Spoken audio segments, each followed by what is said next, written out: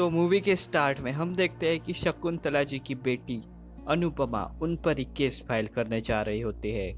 आगे हम देखते हैं कि दोनों आमने सामने बैठी होती है। अब स्टोरी हम पास्ट यानी शकुंतला जी के बचपन से देखते हैं। हम देखते हैं कि शकुंतला जी बचपन से ही गणित के प्रॉब्लम बहुत ही आसानी से सॉल्व कर लेती थी। 15 नंबर के गणित भी वो कुछ सेकंड में सॉल्व कर लेती थी। हम देखते हैं कि धीरे धीरे उनकी प्रतिभा बहुत ही बढ़ने लगती है।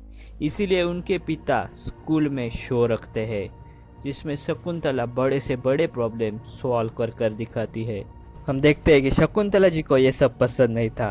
उन्हें एक प्रॉपर स्कूल चाहिए था जिसमें वो पढ़ सके, और उन्हें पसंद नहीं आता था कि उनके पिता खुद कुछ नहीं करते हैं, शो के पैसे मिलते हैं उस पर ही वो निर्भर है।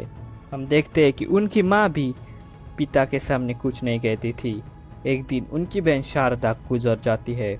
शकुंतला जी गुस्से से अपने माँ से पूछती है, मैं इतने पैसे कमाती हूँ तो शारदा को क्यों नहीं बचाया। हम देखते हैं कि उनकी माँ उनके पिता के सामने कुछ नहीं कहती है।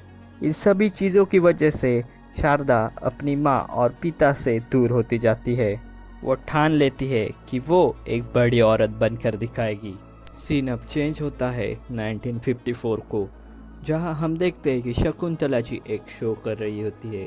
शो के बाद वह धीरज से बात कर रही होती है। उन्हें धीरज से प्यार था और वो उसी से शादी करना चाहती थी, पर धीरज उन्हें वादे करता जा रहा था लेकिन कभी भी उनके बारे में घर में बात नहीं करता था। एक दिन जब शकुंतला जी ने धीरज का शादी का कार्ड गलती से देख लिया तब वो गुस्से से धीरज पर गोली चला देती है, लेकिन इससे धीरज को कोई नुकसान नहीं होता है। गोली उसके कान को लगती है। हम देखते हैं कि गणित के प्रति प्यार को देखते हुए शकुंतला जी वो अगले ही साल लंदन पहुंचती है। यहीं पर उनकी मुलाकात होती है हेवियर से। हेवियर ने शकुंतला जी के टैलेंट को पहचान कर शकुंतला जी के शो जगह जगह पर ऑर्गेनाइज करता है। हम देखते हैं जब शकुंतला देवी लंदन में पहली बार टीवी पर शो में पार्टिसिपेट करती है, उसमें जो सवाल दिया गया होता है वो गलत होता है। वो वहाँ के लोगों को बताने की कोशिश करती है लेकिन उसकी कोई नहीं सुनता है। लेकिन अगले ही दिन सबको पता चलता है कि सवाल ही गलत था, और बस तब से शकुंतला जी को ह्यूमन कंप्यूटर के नाम से पहचान मिलती है। अब शकुंतला जी के पास सब कुछ होता है, उनका लंदन में एक घर भी होता है। हम देखते हैं कि जेवियर अब शकुंतला जी को कहता है कि मुझे अब जाना चाहिए, तुम्हें अब मेरी ज़रूरत नहीं है, तुम्हारे पास सब कुछ है, और वो उन्हें छोड़कर चला जाता है। सीन चेंज होता है 1968 में, जहाँ शकुंतला जी बॉम्बे में परितोष बैनर्जी से मिलती है जो कि आईएएस होते हैं। कुछ ही दिन में शकुंतला जी और परितोष शादी कर लेते हैं। शकुंतला जी शादी में अपने पेरेंट्स को भी नहीं बुलाती है। जब उन्हें अनुपमा हुई तब परितोष से शकुंतला जी पूछती है क्या वो इसके बाद शो कर सकती है। परितोष भी अनुपमा की पूरी जिम्मेदारी लेकर शकुंतला जी को शो करने के लिए हाँ कर देते हैं। अब शकुंतला जी फिर से शो करने लगती है, लेकिन वो पति और अनु को मिस करती है। वो चाहती होती है कि परितोष भी उनके साथ घूमे, लेकिन परितोष इसके लिए इनकार कर देते हैं। लेकिन शकुंतला देवी अनु को साथ लेकर चली जाती है। अब वो जहाँ भी शो करती है अनु भी उनके साथ रहती है, लेकिन अनु को एक स्कूल चाहिए होता है। वो ये बात खत से अपने पापा को बताती है। तब परितोष शकुंतला जी से कहते प्रॉपर स्कूल में एडमिशन करवा दो या फिर मुझे लीगल एक्शन लेना पड़ेगा। शकुंतला जी भी अनु को खोने के डर से उसका एडमिशन एक स्कूल में करते हैं। धीरे धीरे शकुंतला जी एस्ट्रोलॉजर भी बनती है और बाद में वो पॉलिटिक्स में भी जाने की कोशिश करती है, पर वह उन्हें कामयाबी नहीं मिलती है। हम देखते हैं जैसे समय बीतता चला जाता है अनु को अपनी माँ विलन की तरह लगती है, क्योंकि उन्होंने अनु का बचपन खराब किया होता है।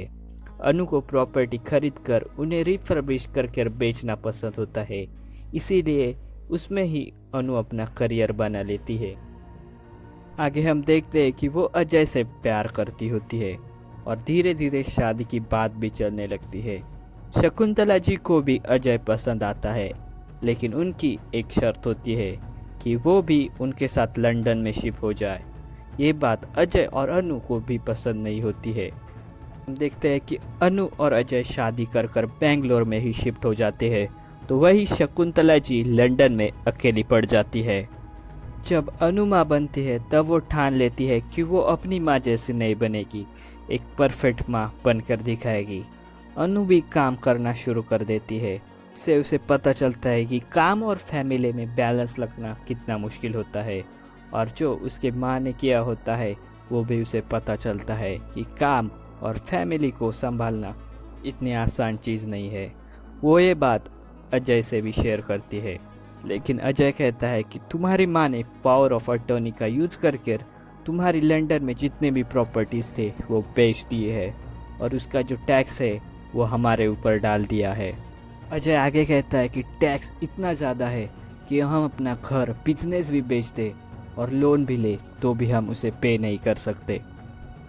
हमारे पास और एक रास्ता है कि हम उनके ऊपर केस कर सकते हैं, और इसके लिए अनु मान जाती है। इसी वजह से अनु शकुंतला जी के ऊपर केस करती है।